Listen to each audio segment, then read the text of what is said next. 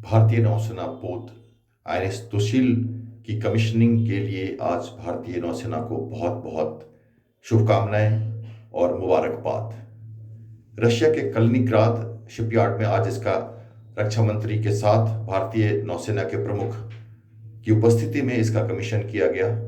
एक readymade ship है जो पूरी तरह से ऑपरेशनल होकर भारत आ रहा है और भारत की नौसेना में वेस्टर्न कमांड की वेस्टर्न फ्लीट में शामिल होने वाला है। इसकी खासियत की बात करें तो ये एक स्टैंड अलोन फ्रिगेट है जिसमें anti shipping, anti submarine, aircraft control, helicopter landing, guns लगे हैं, एडवांस टेक्नोलॉजी, रडार और एवियोनिक्स। ब्रह्मोस जो इंडिया और भारत और रशिया का एक समन्वय स्थापित करता है और 33 सिस्टम इसमें लगे हैं जो भारत से निर्मित हैं। 23% इंडिजिनाइज्ड है। भारत के नौसैनिक और टेक्नीशियंस जो वहां जाकर यूक्रेन के इंजन भी लाकर इसमें फिट कर चुके हैं।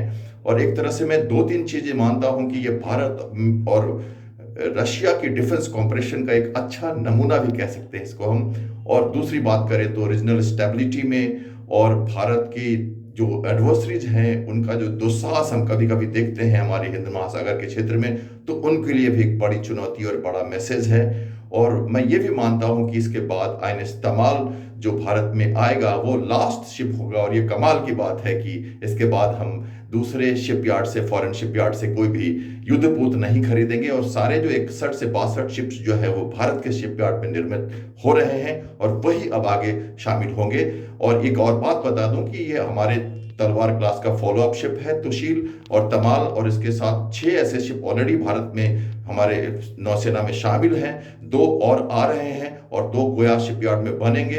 इसके बाद हम पूरी तरह से स्वावलंबन भारत और आत्मनिर्भर भारत की तरफ भी एक कदम हम इसको देखते हैं। तो मैं बहुत ही खुशी महसूस कर रहा हूं आज इस उपलक्ष्य में, आज के दिन में। और भारतीय नौसेना एक नया आयाम, एक नया पायदान और हिंद महासागर में अपनी रीच दूर तक बढ़ाने वाली है। और नौसेना और भारत का जो कैपेबिलिटी है इंडियन ओशन में बिग ब्रदर के रूप में, और हमारी बढ़ते कदम इंडियन पैसिफिक ओशंस में भी और मिडिल ईस्ट की जो हम देख रहे हैं हरकतें वहां तक, तो उसके लिए एक बहुत बड़ी कैपेबिलिटी और एक नया पैगाम और एक नया पायदान उपस्थित करने वाली है।